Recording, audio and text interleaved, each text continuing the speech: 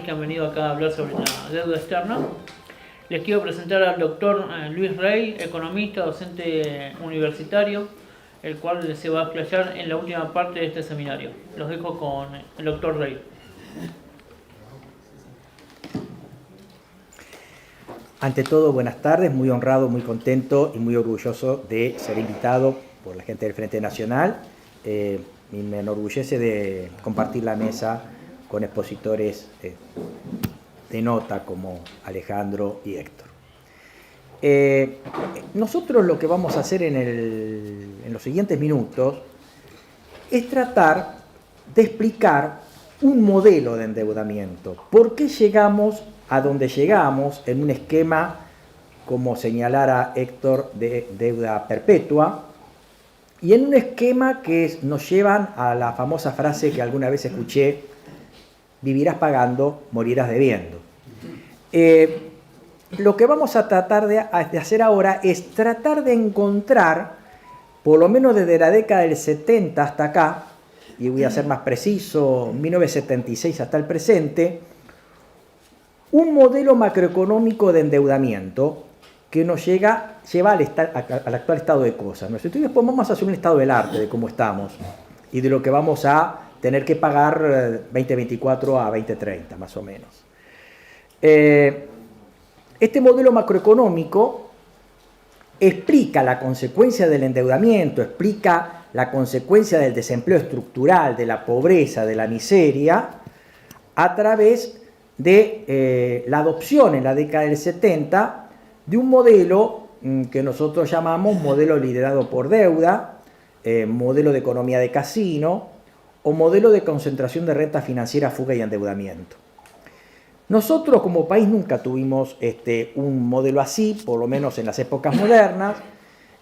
Nosotros tuvimos un modelo de acumulación a partir del modelo agroexportador, desde Caseros hasta acá, salvando un pequeño periodo 1852 hasta 1873, que era el modelo de las ovejas, y después sí saltamos al modelo típico agroexportador, ganado bovino, granos, hasta que finalmente llegamos a 1930, la gran crisis internacional, y adoptamos otro modelo de acumulación a partir de ahí, que era un modelo de industrialización sustitutiva de importaciones o modelo de crecimiento endógeno, que llegó hasta la década del 70. Sobre este aspecto simplemente lo menciono, pero seguramente va a dar lugar a una futura exposición sobre ese tema, cuando abordemos sobre el tema de un modelo de desarrollo para el país. Lo que cabe acotar acá es que a partir de la década del 70 nosotros dejamos de tener un modelo de acumulación viendo a la economía real, al modelo agroexportador, industria, valor agregado, contante insonante, producción de mesas, silla, maquinaria agrícola, automóviles, etcétera, para el mercado interno o exportación. Y adoptamos un modelo que pone el acento en lo monetario, en la acumulación para atesorar, la acumulación para fugar. Y hace mucho, esto me tocó exponerlo en un lugar, en un seminario político, y básicamente comenzaba diciendo: si estuviéramos solo en el medio de un bosque y de repente descendiera un plato volador y nos encontráramos con un marciano y nos dijera ¿qué pasó básicamente en la economía argentina desde 1976 hasta acá? Yo le tendría que responder a ese ser extraterrestre que lo que pasó en Argentina desde el 76 hasta acá fue un modelo muy raro, en donde tenemos una gran cantidad de gente que ha quedado empobrecida, que ha quedado sin trabajo o con trabajos precarios y por lo tanto con bajo nivel de remuneración, que terminan dejando de ser ciudadanos para convertirse en clientes políticos de la dádiva del Estado y del político de turno, que conforma una gran masa de votantes que termina eligiendo a un país que acumula renta financiera, la atesora a la fuga, genera deuda, genera un retraso cambiario, destrucción de la industria, que genera más pobres, que a su vez terminan siendo acreedores de la dádiva del Estado, que terminan votando a favor de este modelo, que también termina enriqueciendo un pequeño sector vinculado con la renta financiera. Y a partir de ahí, a partir de 1976, usted póngale los nombres y apellidos. gobiernos cívico-militares, gobiernos radicales, gobiernos de izquierda, todos los que se turnaron desde 1983 hasta acá, y también el llamado, lo que CONESA llama el Club de la Deuda Externa, los que contribuyen a que este modelo esté vivito y coleando. Por lo tanto, lo que vamos a ver en esta primera vez, en esta primera parte, que yo la he dividido en tres, la primera parte es más conceptual, más charlar hacia dónde vamos en la exposición, qué es lo que queremos demostrar. Después sí vamos a un modelo matemático que lo enseñamos en la facultad. De hecho, acá presente hay un colega de la cátedra que va a ver con mucha familiaridad lo que vamos a exhibir, que es el doctor César Villena. Y después vamos a un par de cuadros sobre el estado del arte, los números, ¿no es cierto? Algunos van a tener ciertas discrepancias con los que exhibió Héctor por un tema de cortes y conceptos que se incluyen. Pero retomemos, estamos viendo o vamos a tratar de ver un modelo macroeconómico de endeudamiento que se extendió desde la década del 70 hasta el presente, grosso modo, que es el modelo financiero rentístico. En este libro que escribimos con el doctor Conesa lo llamamos modelo de economía de casino, modelo liderado por deuda o modelo de concentración de renta financiera, fuga y endeudamiento. Consecuencia de este modelo, deuda, desindustrialización o industricidio, desempleo estructural o precarización laboral o tendencia a generar modificaciones en las relaciones de trabajo que precarizan al mismo. Lo vemos en la reciente ley de bases o en el decreto de necesidad de urgencia 70/23, pobreza y miseria, ajuste permanente, pérdida de soberanía económica, pérdida de soberanía política, y estos son los resultados. ¿Cuál sería el ciclo? Lamento no haber hecho un flyer porque merecía esto, pero más o menos lo describo. Comienza este ciclo con un ajuste de variables que se escaparon en el anterior ciclo. Hacemos un ajuste. Este ajuste, que generalmente se traduce en lo que podemos ver actualmente, pérdida de salarios, contracción del gasto público, privatizaciones, desregulación económica, etc. Este ajuste recompone en parte la capacidad de pago de la economía. Por lo tanto, a partir de ahí comienza un ciclo de expansión, pero asentado en lo estrictamente financiero. Esta expansión significa que entran capitales o gente de la economía local comienza a orientar sus inversiones hacia inversiones especulativas, plazos fijos, bonos. Y esto también lo perciben los agentes económicos que están en el exterior y entran capitales para esta suerte de acumulación de renta financiera. Cuando estos capitales entran, se genera una apreciación del tipo de cambio. La apreciación del tipo de cambio contribuye a que la economía globalmente pierda competitividad. Eso genera la destrucción del sector industrial, el despido de los trabajadores industriales y una suerte de fomento de una economía de servicios de baja productividad y de incapacidad de generar dólares para repago. Y junto con la economía de servicios, como ahí no hay stocks y no hay regulación de stocks, porque los servicios no se toquean, la necesidad de flexibilizar los mercados de trabajo. Dado que la industria de servicios, cuando se expanden con tipos de cambio retrasado, genera que los servicios se ofrecen mientras se demanden.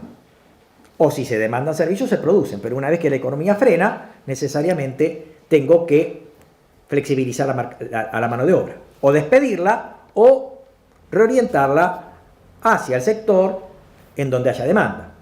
Y eso viene a colación de respecto al tema que tiene que ver con las nuevas relaciones laborales precarizadas. Pasantía, la figura del trabajador ayudante que estableció el decreto 70, el incremento del periodo de prueba, la empresa de servicios eventuales que contrata trabajadores cuando se necesitan, y etc.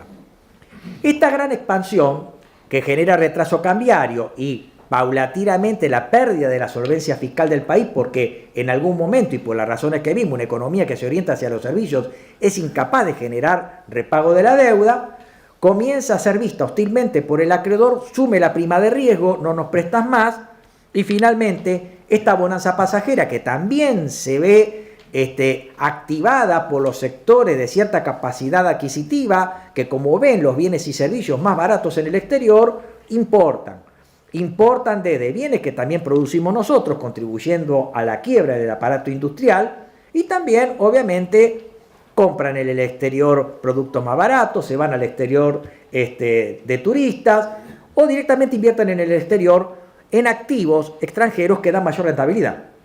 Condominios, bonos soberanos en el exterior, acciones en el exterior, y comienza un proceso de fuga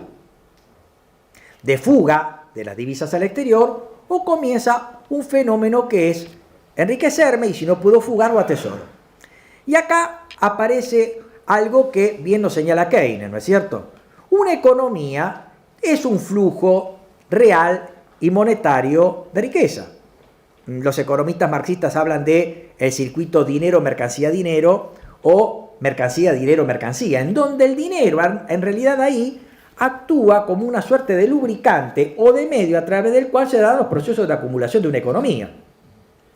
El problema lo tenemos que cuando a esa economía yo le saco el dinero para atesorarlo, se produce un parate de la economía. La economía va languideciendo hasta que finalmente se para o muere, ¿no es cierto? Es un poco lo que condenaba Keynes en estas crisis de parate, en donde saco dinero, lo acumulo y la economía termina cayendo. El efecto de fuga también genera esa misma observación. Si lo atesoro, la economía languidece, pero también si yo saco esos flujos para fugarlos al exterior, bajo la forma de inversiones en el exterior, acciones, condominios, compra de bonos soberanos, también estoy haciendo exactamente lo mismo. Por lo tanto, lo que ocurre en la economía cuando llega al fin de la expansión, genera una crisis de balanza de pagos. Y en algunos casos, un default soberano, como el que quizás tengamos dentro de poco. La consecuencia de ese parate, tenemos una fábrica de nuevos pobres, trabajadores precarizados, un incremento de la ayuda social que convierte a los ciudadanos libres en clientes de la ayuda social. Esta gente vota y termina legitimando lo mismo. Viene el ajuste, crisis y de vuelta a comenzar el ciclo. Pero cada vez con más pobres, cada vez con más precarizados. Cuando Isabel Perón es obligada a abandonar el poder, en 1976, más del 60% de la población era clase media. Habían 4% de pobres. Y los guarismos de la deuda externa, recién los acaba de decir Héctor, la deuda pública, 5.300 millones de dólares. Al final del proceso, la economía se había endeudado en 35.000 millones de dólares. El incremento de pobres aumentó y bueno, en las siguientes administraciones pasó lo mismo. Durante la administración Alfonsín estuvimos en una situación de cesación de pagos, de hecho, que también había arrancado en 1982 con la guerra de Malvinas. Durante Martínez Oz se produce el primer gran boom de endeudamiento, 1978-1981 con la tablita, que ahora la tenemos reeditada. El Cloning Pec del 2% es una neotablista. Con Alfonsín no pagamos, pero esos intereses a altas tasas de interés flotante, producto de las altas tasas de interés que había en la década del 80, se capitalizaron a interés compuesto, se incrementaron el stock de deuda, que no logró bajarlo el plan Brady. Y finalmente tenemos el otro gran boom de endeudamiento que fue la convertibilidad del australiano y del peso en 1991-1981. La fuga, y entendemos por fuga no solamente sacar dólares al exterior, por fuga también ya entendemos en este modelo a la formación de activos externos. O sea, la mera compra de moneda extranjera para que usted la termine acumulando también es fuga. Por la sencilla razón que nuestro país no emite dólares. Los dólares lo emite la Reserva Federal de Estados Unidos. Por lo tanto, para que esos dólares ingresen a la economía local para que termine en su colchón o en su caja de seguridad, necesitamos que el país los compre, la economía los compre, a través de o una cuenta corriente positiva, superavitaria, que ahora vamos a ver ese tema, o a través de colocación de deuda bajo la línea con emisión de deuda, para que esos dólares entren y terminen en su colchón o en su caja de seguridad. Por lo tanto, estos procesos de fuga terminan efectivamente financiando a quien atesora en una caja de seguridad, en un colchón, o quien manda los dólares al exterior para invertirlo en algo afuera, pero esos dólares la economía los tiene que financiar, reitero, o con una cuenta corriente positiva de la balanza de pagos o con emisión de deuda, o sea, endeudamiento. Es por eso que al final del camino tenemos la paradoja de que debemos, los guarismos que acaba de reseñar Héctor, supongamos 455.000 millones de dólares, pero más o menos esa cifra es parecida al valor de los activos de argentinos en el exterior o que se encuentran atesorados. O sea, nos endeudamos para financiar a gente que fuga y endeuda. Y que acumula a partir de este modelo rentístico financiero. Por lo tanto, la deuda externa nacional tiene un modelo macroeconómico que explica esta situación imperante. Y este modelo lo hemos adoptado a partir de la década del 70. En donde nos hemos olvidado de producir cosas, la economía es producir cosas, desde un automóvil, un cigüeñal, granos, aceites, lo que fuera, y nos hemos proyectado a ver al dinero como un objeto de deseo y como un fin en sí mismo. De hecho, queda en el metamensaje que deja economía. ¿Qué es economía? Y entonces, cuando alguien quiere graficar qué es economía, generalmente dibujan a una señorita con faldas largas, zapatitos estileto, y detrás un cuadrito de velas japonesas para ver cómo van las cotizaciones de pesos, monedas, generalmente lo que son pesos, monedas. Eso es un poco lo que el metamensaje nos hace ver que es la economía actualmente. Y eso no es la economía. O los muchachos que están en el mundo cripto o en el ecosistema del mundo cripto. Es comprar barato para vender caro, ¿qué? Una expectativa del valor de algo. Eso es una cripto. ¿Qué hay detrás de una cripto? No hay nada. O sea, ese es el concepto deformante que nos ha llevado a culturalmente ver a la economía como algo que es estrictamente financiero, del dinero, ¿no es cierto? Y no lo que es producción de bienes para satisfacer necesidades humanas, en un marco de escasez, como enseñamos en la facultad. Esto es esencialmente lo que vamos a ver en los próximos minutos. Esta es la parte coloquial. Ahora sí vamos a ver a la parte del modelo. En primer lugar vamos a ver un modelo matemático, para explicar matemáticamente, formalmente, lo que es un modelo de endeudamiento. Utilizamos para esto lo que se llama el modelo de las tres brechas, o el modelo del enfoque monetario de la balanza de pagos. Vamos a ir desandando, ir descubriendo qué hay detrás de estas ecuaciones. Voy a poner de pie para más o menos agilizar el tema de la exposición. Voy a hablar en voz alta, ¿sí? ¿Me escuchan bien? Sí. Bien. La ecuación número 1, hasta donde está el signo más, tenemos lo que es el producto. Uno de los aspectos, uno de los conceptos más importantes que tenemos en la macroeconomía. El producto es la suma de todas las transacciones en bienes y servicios finales que produce una economía que se venden en un periodo determinado. Es el valor agregado de la economía. Eso es el producto, un concepto esencial que tenemos los economistas para ver si la economía crece, decrece, aumentó la economía, creció la economía. ¿En función de qué? De este concepto, que es el producto, ¿no? El producto, entonces, reitero, es la suma de todas las transacciones en bienes y servicios finales que en una economía se negocian en un periodo determinado. Simbolizado por la letra I, ¿no es cierto? También ahí tenemos un poco la oferta agregada, lo que la economía está dispuesta a ofrecer en estos bienes en un periodo determinado. Lo que está a la derecha es C más G más I. ¿Qué es C? C es el consumo de todas las familias. El consumo de bienes que se agotan con el primeros usos. La comida, turismo, el gas, las expensas, etc. Eso es el consumo. Y también nosotros los economistas incluimos los llamados bienes de consumo durable, como puede ser un electrodoméstico, una fotocopiadora, una computadora. A continuación tenemos G, Government, que es la demanda agregada generada por el Estado en sus 3 niveles de gobierno. Por tanto, cuando decimos G, está consolidado el sector público nacional, provincial y municipal. Ahí tenemos la prestación que puede hacer la policía de provincia, el ejército, la administración pública central, vialidad nacional. Y es la inversión, o sea, aquellas adquisiciones que hace la economía para mejorar o ampliar el desenvolvimiento futuro de la misma. Camiones, una central hidroeléctrica, maquinaria agrícola, para producir más bienes y servicios hacia el futuro. Y hasta ahí lo que tenemos, si tenemos I es igual a C más G más I, lo que tenemos es la ecuación macroeconómica básica de una economía cerrada, en donde ahí tenemos dos sectores básicamente, el Estado y el sector privado representado por las familias y las empresas.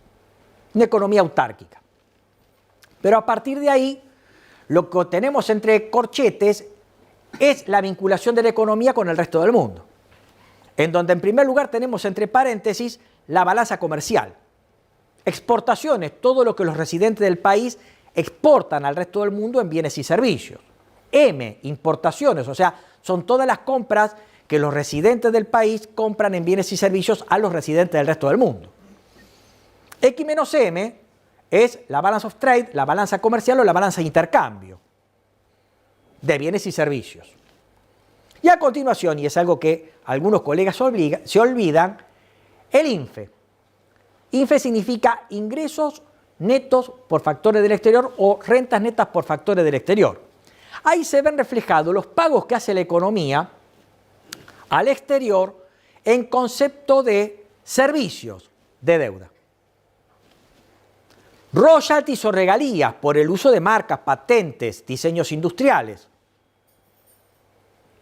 Y dividendos de las empresas que invierten. Vamos a tomar el INFE con signo negativo porque nuestro país es un país subdesarrollado. Y los países subdesarrollados tienen crónicamente el INFE negativo. ¿Por qué razón? Porque países como los nuestros generalmente siempre reciben capitales.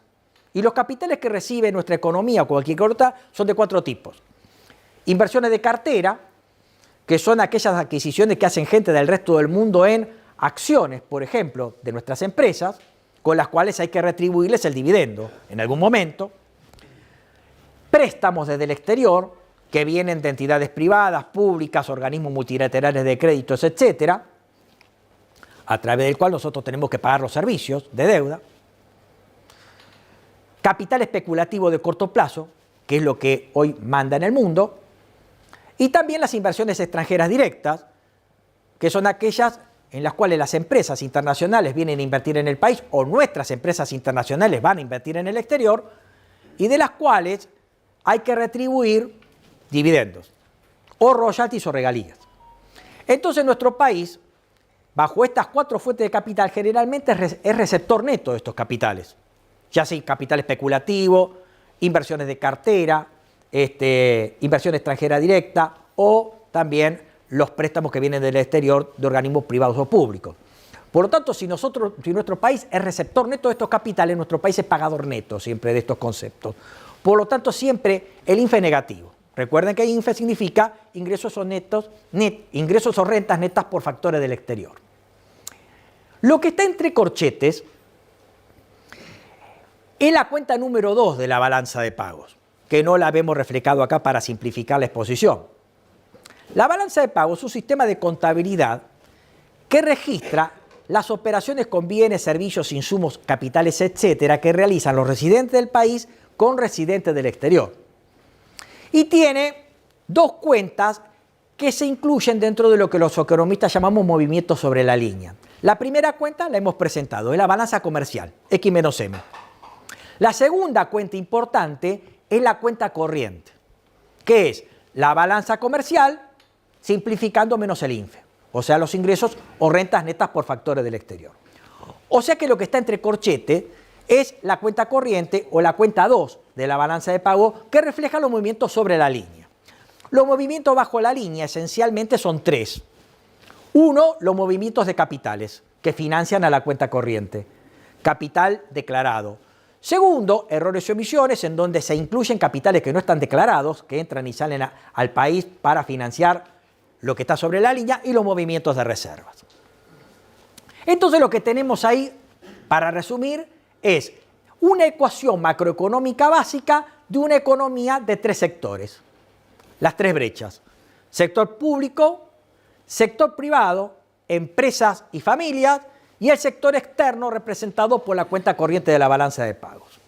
Lo que está a la izquierda es la oferta agregada, y lo que está a la derecha es la demanda agregada.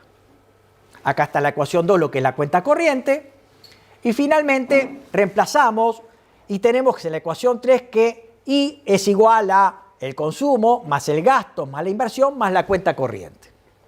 Lo que hacemos a continuación en la ecuación 4 es pasar el gasto y el consumo del otro lado de la ecuación, como hacíamos en matemática. Tan negativo, tan positivo pasa a negativo, y me queda I es igual a I menos C menos G, es el ahorro de toda la economía. Por lo tanto, ¿qué es el ahorro de todos nosotros, de toda la economía? Es la parte del ingreso que no es absorbida ni por el consumo ni el gasto. Por lo tanto, el ahorro de toda la economía, el ahorro de las familias, el ahorro de las empresas, el ahorro del Estado, es I menos G menos C. Lo que hacemos es reemplazar 5 en 4 y me queda que el ahorro menos la inversión es la cuenta corriente. Obviamente la inversión la pasé del otro lado de la ecuación y llegamos a esta ecuación 6, llegando a un importante descubrimiento.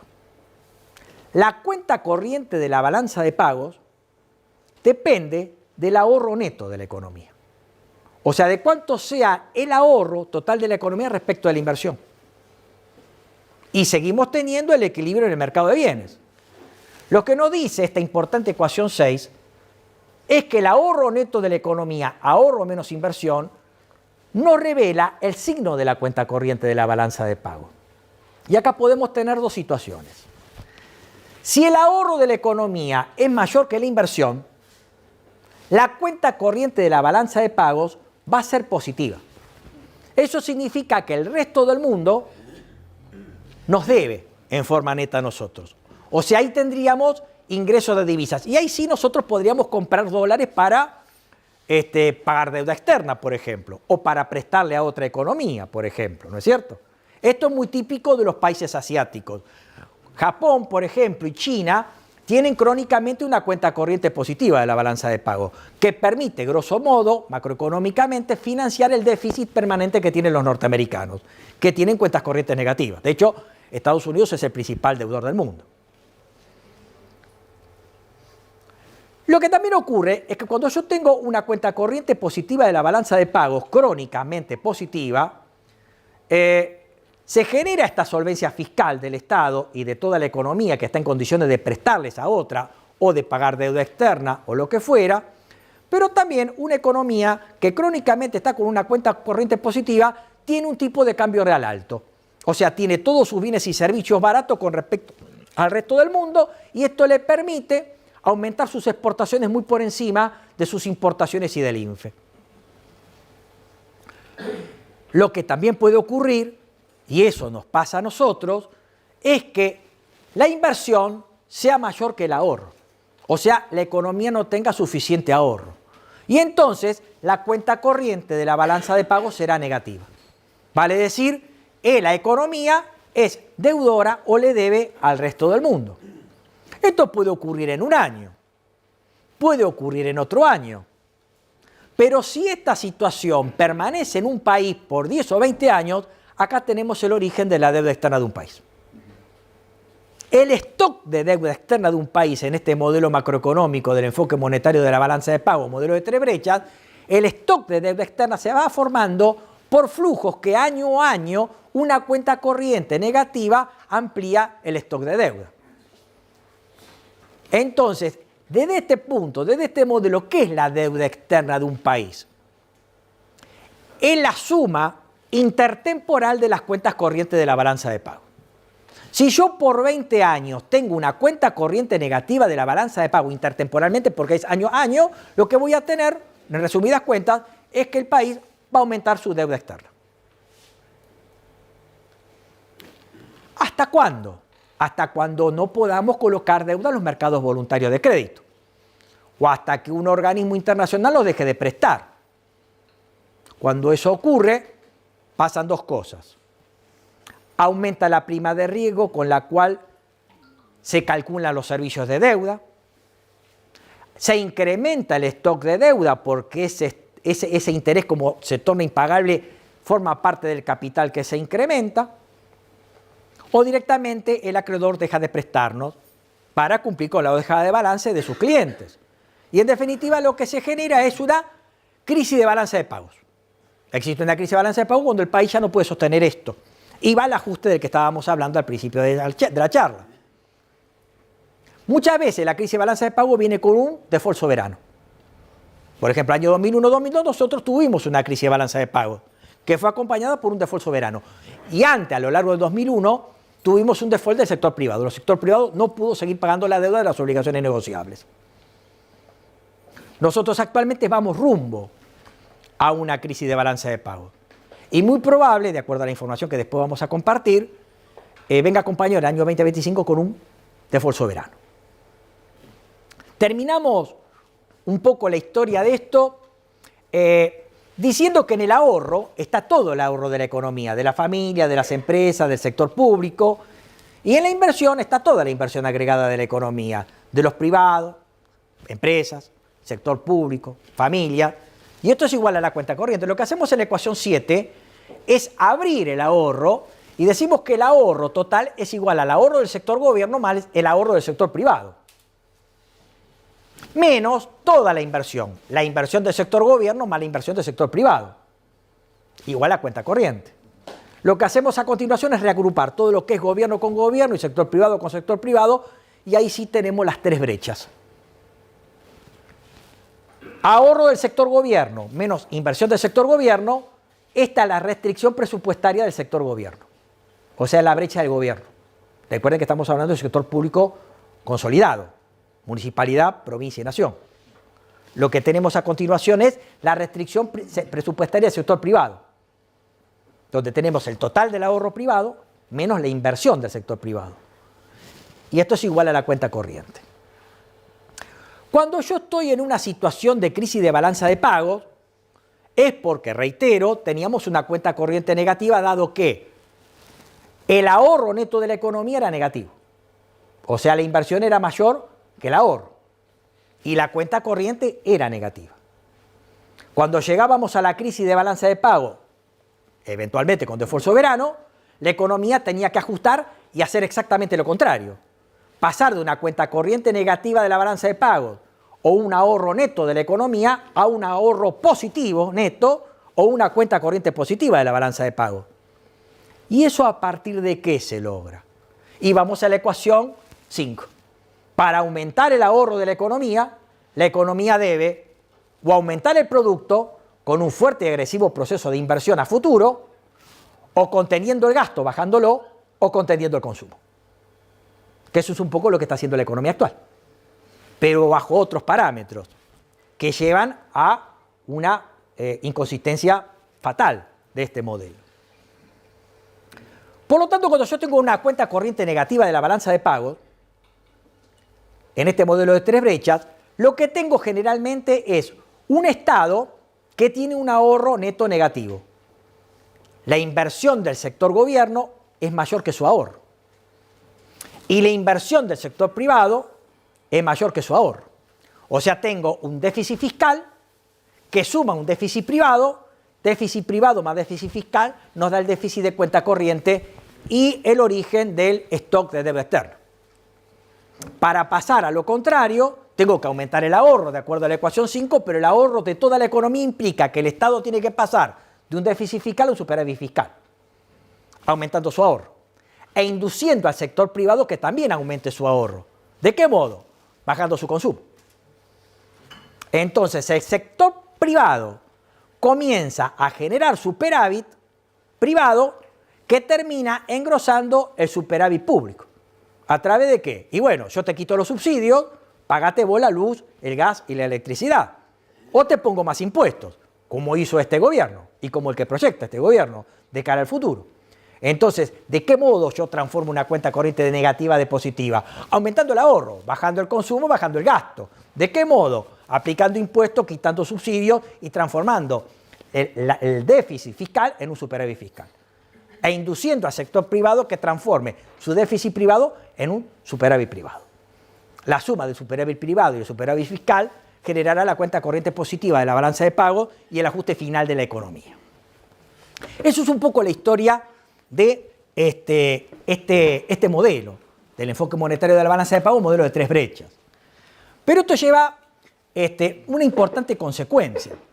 Si yo logro que una economía pase de un déficit fiscal y de un déficit privado y de una cuenta corriente negativa que perturba su solvencia fiscal a largo plazo a un superávit gemelo, me olvidé de decir que cuando yo tengo un déficit, porque esto es muy interesante porque el gobierno comete una pequeña mentira. Cuando yo tengo un déficit de cuenta corriente, el déficit de cuenta corriente esencialmente es explicado por el déficit fiscal, que induce al sector privado también a entrar en déficit. Entonces, cuando yo tengo un déficit de cuenta corriente, generalmente tengo un déficit fiscal y se da lo que en economía se llama problema de déficit gemelos. Yo tengo un problema de déficit gemelo cuando tengo un déficit fiscal que genera o induce un déficit de cuenta corriente. Para dar vuelta a la situación, yo tengo que ir a un superávit gemelo, transformar el déficit fiscal en superávit fiscal para generar un superávit de cuenta corriente y recuperar la solvencia fiscal. Con todo lo que ya dijimos. El gobierno lo que está diciendo, fíjense, ciertos economistas del gobierno dicen, estamos en superávit gemelos. Lo cual es una verdad a media, sí. ¿Están en superávit fiscal? Sí, pero financiero, de caja, no genuino.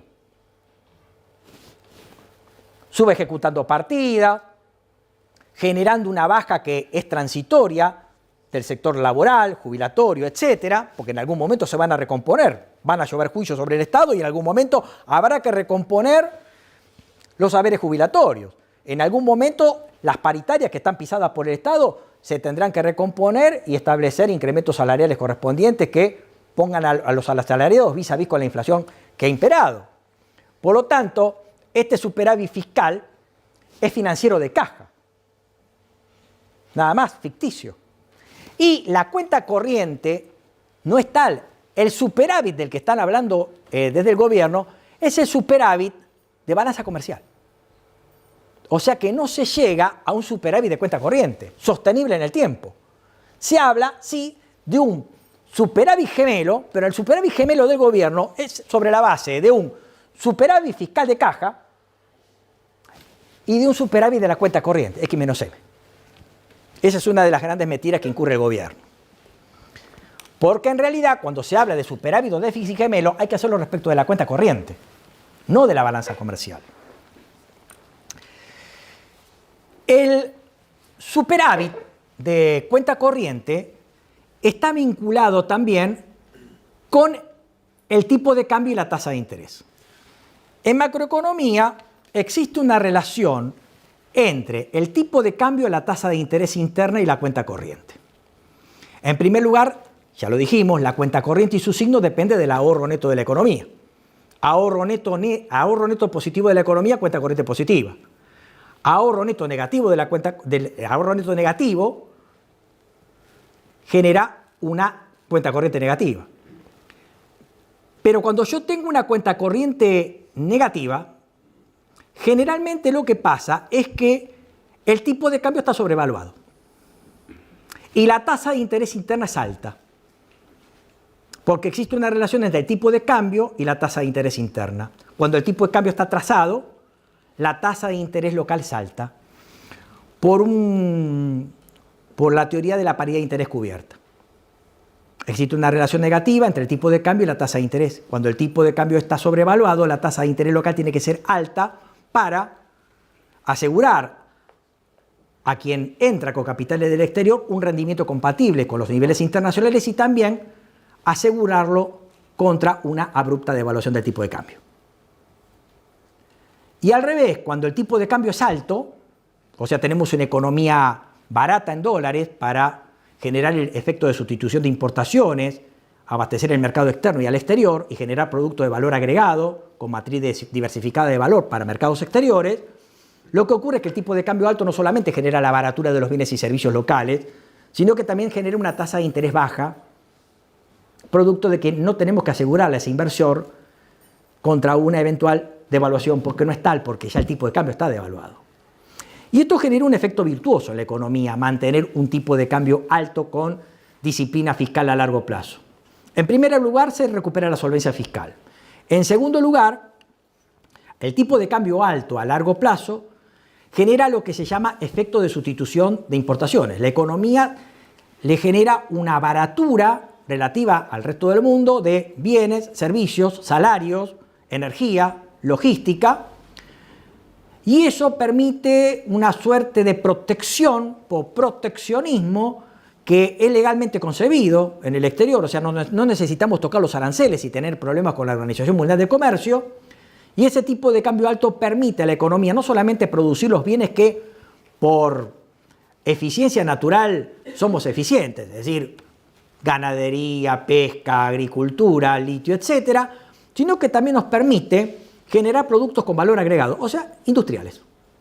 Y pasar a la agroindustria o pasar a generar valor agregado sobre productos metalmecánicos, parte de automóviles, parte de aviones, o eventualmente llegar a producir un bien manufacturado para el mercado local o el mercado externo, íntegramente producido en el país, o con un bajo componente importado, o una tendencia hacia un componente importado cada vez menor en los productos. Y así se industrializan la mayoría de los países del mundo, sobre todo los de posguerra. Alemania de posguerra lo hizo sobre la base de un tipo de cambio alto y un Estado fuertemente regulador de un proceso de reconversión industrial de la Alemania, que llegó a un estado madurativo en la década del 70. Japón hizo lo mismo con el yen, que lo llevó a $300, 360 yenes el dólar. Corea del Sur a partir del año 61, Brasil a partir de 1964, los nuevos países del sudeste asiático en su mayor medida lo hicieron con esta receta.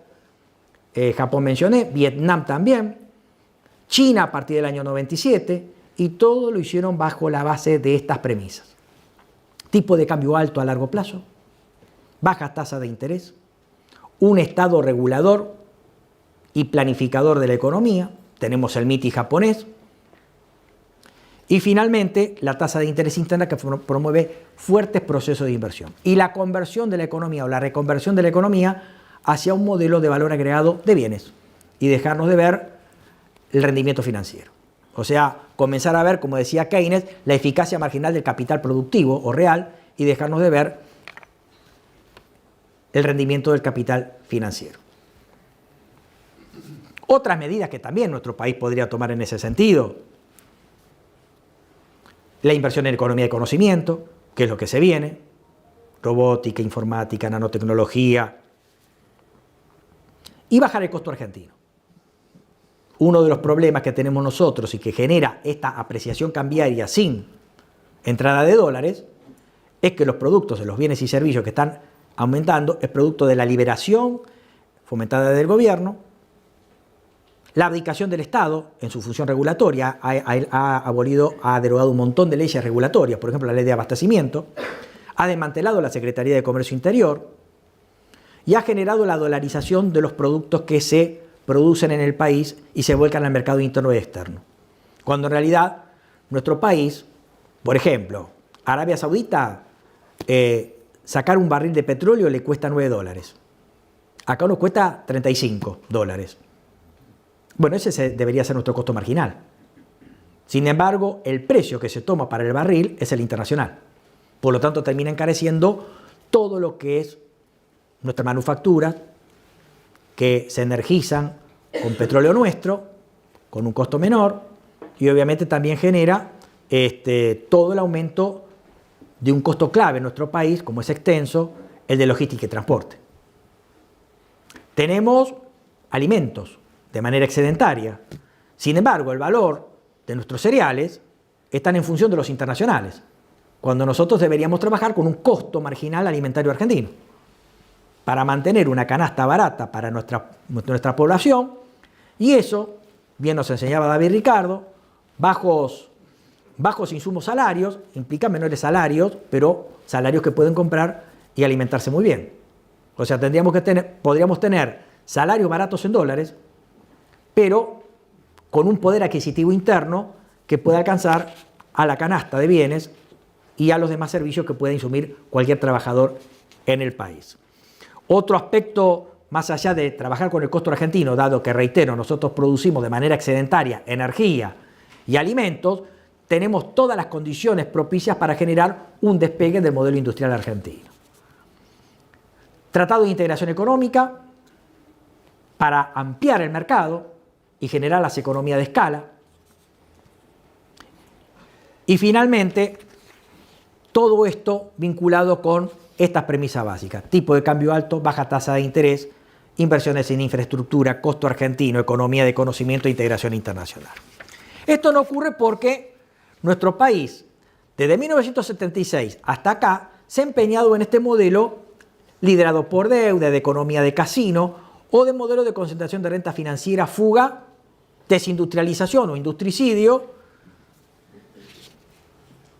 desempleados, trabajadores precarizados vinculados a servicios que generan baja productividad, bajo nivel de remuneración y fuerte flexibilidad laboral, y buena parte de los compatriotas que están en la miseria y por debajo de la línea de indigencia.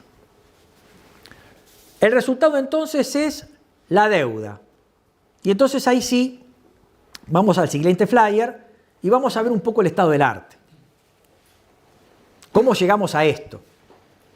No pretende esta charla ver la evolución de la deuda externa. Simplemente a grandes trazos vimos que hubo grandes momentos de shock de deuda. La tablita de Martínez de O, 78 a 81, hasta la devaluación de Sigot. Después tenemos la cesación de pago de Alfonsín, que la incrementó. 10 años de convertibilidad 91-2001, un gran shock de deuda. También debemos mencionar que durante la época de Cristina Fernández de Kirchner, 2 gobiernos, se generó una importante fuga de divisas que se estimó en 93.000 millones de dólares. Macri también generó, aparte de la deuda con el Fondo Monetario Internacional, de la que hablara mucho Alejandro y Héctor, generó también una importante fuga. Está detallado en un informe del Banco Central. Macri en 4 años fugó 86.000 millones de dólares. Y el gobierno que siguió también. Lo que vamos a ver es en base a este informe que mensualmente publica la Secretaría de Finanzas del Ministerio de Economía, con corte 31 de agosto de este año. O sea, es un corte anterior al que informara Héctor, ¿no es cierto? Por lo tanto, acá van a ver discrepancia de números y eventualmente de conceptos. Porque este informe de la Secretaría de Finanzas es la situación de la deuda bruta en situación de pago normal al 31 de agosto de este año. Y lo que nos dice este cuadro, no voy a entrar en detalles, es que el total de la deuda bruta en situación de pago normal al 31 de agosto de este año es de 455.935 millones de dólares, o sea, casi 456.000 millones de dólares. Lo que nos dice este cuadro, en prieta síntesis, es que el 81% de esta deuda bruta en situación de pago normal está en títulos y letras del Tesoro Nacional. El 17,2%,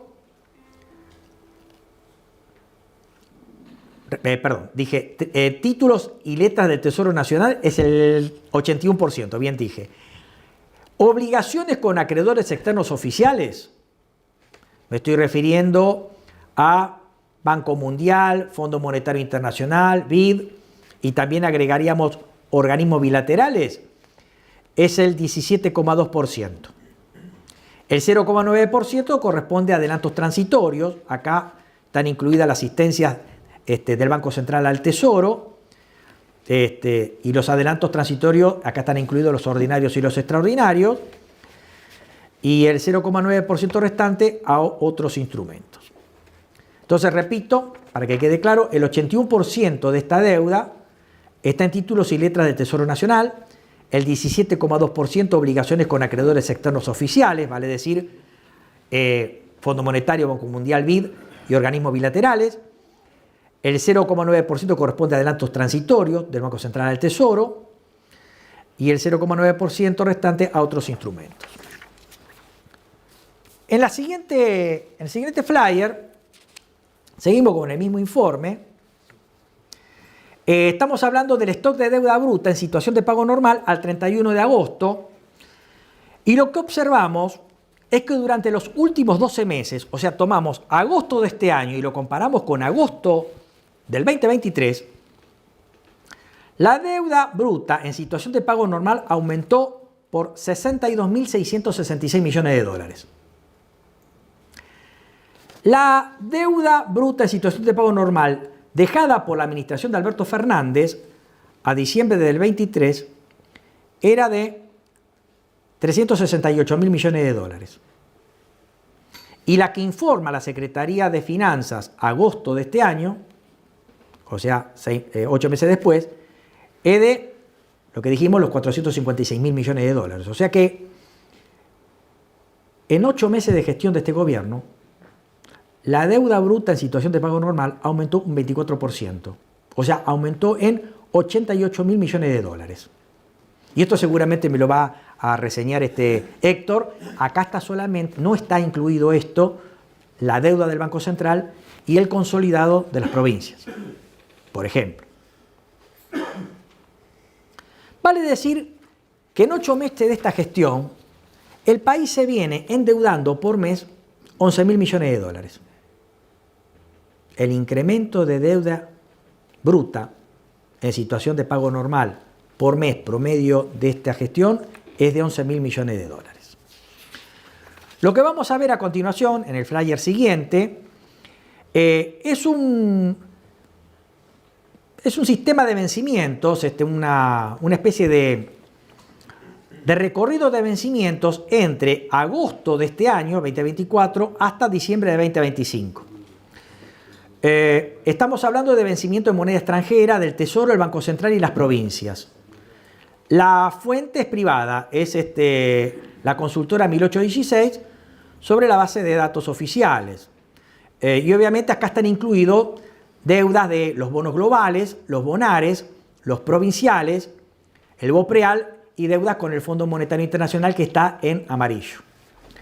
Lo que nos dice este cuadro, que seguramente quedó un poquito desactualizado respecto a la información que dio Héctor hace un ratito, los vencimientos que tiene la economía nacional del país desde agosto del 2024 hasta diciembre del 2024 son de 3.764 millones de dólares, registrándose, como bien lo decía Héctor, un importante vencimiento en enero, como ustedes lo pueden ver en la barra, que es de 4.387 millones de dólares, y otro importante vencimiento en julio del 25 por 4.215 millones de dólares. Están en azul y el rojo, vale decir que la mayoría de los vencimientos son sobre bonos globales y bonares. Después, tenemos que entre enero del 25 hasta diciembre del 25, los vencimientos por estos conceptos, globales, bonares, provinciales, BOPREAL y Fondo Monetario, trepan a 16.615 millones de dólares, en los que esencialmente tenemos estos vencimientos importantes de enero y julio que hemos mencionado, que ustedes van a ver que están en color rojo y azul, que son esencialmente globales y bonares. Pero también a lo largo del 2025 tenemos 4 importantes vencimientos que están en amarillo, que son con el Fondo Monetario Internacional, que son los correspondientes a febrero del 25, mayo del 25, agosto del 25 y noviembre del 25. En el siguiente cuadro, basado en datos oficiales, Banco Central y Ministerio de Economía, elaborado esta vez por la consultora Aurum Valores, incluye el pago de BOPREALes, tenemos en este cuadro, que lo vamos a simplificar, deuda 2024 a 2030, con organismos internacionales, en capital y en intereses. Tenemos en una columna deuda con organismos internacionales y con Fondo Monetario, y después con sector privado. También, en un caso tenemos bonos en dólares, pago de amortización o de principal, y en la otra columna tenemos bonos en dólares, pago de servicios o intereses. En la siguiente columna tenemos todo lo que es amortización agregado, en la siguiente columna tenemos todo lo que es intereses totales, y me detengo en la última. Lo que tenemos 2024 es un total de necesidades de moneda extranjera para el pago de obligaciones por 3.591 millones de dólares para el 24, para el 25, 18.771 millones de dólares. Trepa a 19.000 millones de dólares, 19.420 millones de dólares para 2026. Para 2027, 22.944 millones de dólares. 2028, 22.992 millones de dólares. 2029, 21.889 millones de dólares. Y 2030, 19.920 millones de dólares. Entiendo que esto es conjetural por lo siguiente. Nuestro país no está en condiciones de pagar todo esto. Los vencimientos de deuda en dólares para los próximos 12 meses con el sector privado, me estoy refiriendo a un recuadro que tenemos 2025 sector privado 8.380 y 2.842 millones de dólares, nos da que los vencimientos de esa deuda para el sector privado es de 11.222 millones de dólares. Y el Banco Central tiene reservas negativas por 5.000 millones de dólares o 5.500 millones de dólares. Por lo tanto, hay un faltante de 16.200 millones de dólares que el país no tiene. Y no queda claro cómo van a aparecer. El fondo no da financiamiento, tampoco un fondo financiero. Se cayó el financiamiento de Arabia Saudita. El blanqueo se estima que como mucho nos pueda llegar a dar 3.000 millones de dólares de ingresos de divisas. Y aún así, con la baja de la tasa de interés recortada por la Reserva Federal, tampoco nos acercaría al mercado voluntario de crédito porque seguimos teniendo un riesgo país muy alto. ¿Y por qué el default? Bueno, como decía, en 2025 tenemos vencimientos muy importantes. En 2025 el gobierno central deberá pagar 23.800 millones de dólares según la Secretaría de Finanzas, compuesto por 11.290 millones de dólares a los acreedores privados, 4.000 millones de dólares a organismos internacionales, 3.000 millones de dólares al Fondo Monetario Internacional, 2.850 millones de dólares a China por el swap, 2.650 millones por deudas provinciales. Y no estamos en condiciones de pagar esto. Por eso estamos al borde de una crisis de balanza de pago, pero también de un default soberano. Por lo tanto, lo que estamos teniendo actualmente con un dólar inducido en coma inducido a 1.200 es un veranito de San Juan. El Banco Central tiene reservas negativas. No tenemos perspectiva desde el exterior en cuanto a la mejora de los precios de los productos que nosotros producimos y exportamos. La soja está cayendo. El petróleo ha caído. El barril, información de ayer, WTI está a 71 dólares el barril. El precio del carbonato de litio también ha caído, producto de que también ha caído la producción y oferta de automóviles. El riesgo país no cae de los 1.500 puntos. De hecho, tenemos el bono al 30 que se utiliza para fugar con un valor paritario del 50%. Y obviamente tenemos muy poca posibilidad de acceder a los mercados voluntarios de crédito. A eso se suma también el retraso cambiario de cerca del 40%. Que en algún momento, cuando ajustemos, deberá devaluarse. Básicamente, esta es un poco la situación por la que atraviesa el país. Pagos pendientes muy altos para 2024 y encima tenemos un Banco Central que genera un dólar coma inducido, tomando dólares de exportación y revendiéndolos en el contado con liqui para abaratar a los que todavía no han fugado, a los amigos del poder que todavía no han fugado. También tenemos que agregar los pagos de importaciones, que habida cuenta del retraso cambiario aumentan, como seguramente mucha gente que va a tratar de hacer turismo al exterior, dado que nuestros costos y servicios internos son caros, se van a ir al exterior y van a resentir la demanda de dólares de acá a fin de año, cuando se quieran ir al exterior como turistas. Y encima tenemos que el tema de la baja del impuesto país. El 2 de septiembre se bajó 10 puntos el impuesto país, bajó de 17,5 a 7,5, y encima, a fin de año, el impuesto vence. O sea, se deja de recaudar. Por lo tanto, esto genera una especie de abaratamiento de las importaciones y una mayor presión de ciertos sectores para importar bienes, lo cual va a resentir también la demanda de divisas. Así que básicamente esto es un poco la situación que hemos tratado de describir a través de, en primer lugar,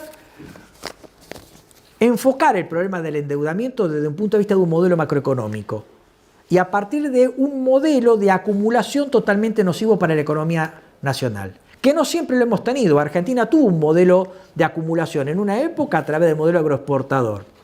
A partir de la década del 30 hasta la década del 70, a través de un modelo de sustitución de importaciones o de desarrollo industrial. Pero a partir de la década del 70, a partir de un modelo de concentración de renta financiera, fuga, endeudamiento, industricidio y empobrecimiento de nuestra clase trabajadora. Las perspectivas no son buenas. Lo importante y aleccionador de este modelo que explica por qué nos endeudamos y por qué nos empobrecemos cada vez más es tratar de dar vuelta a la historia y reencontrarnos con un modelo de desarrollo económico que nos otorgue solvencia fiscal y obviamente un buen vivir y un buen proyecto de vida para nosotros y las generaciones que sean nuestros hijos y los nietos de nuestros nietos. A la otra Argentina es posible. Hoy es el día de la primavera. Hoy es el día de la primavera, pero desde el punto de vista junguiano estamos hablando de un cambio de época, cambio de estación, cambio de paradigma, que como decía Jung, puede ocurrir en lo mínimo a lo máximo, en lo interno, en lo externo, en lo que está dentro y lo que está afuera. La llamada teoría del sincronismo de Jung, ¿no es cierto? Y este cambio de estación no solamente por ahí nos invita a un cambio de ropa, ver las flores, los pajaritos, enamorarnos, etcétera, sino también la idea de un cambio de eje, un cambio de paradigma, ¿no es cierto? Y ojalá que esa primavera flore en cada uno de nosotros. Otra Argentina es posible. Volver a reír la primavera. Y en nuestro país esperemos que vuelva a reír la primavera. Eso es todo. Muchas gracias.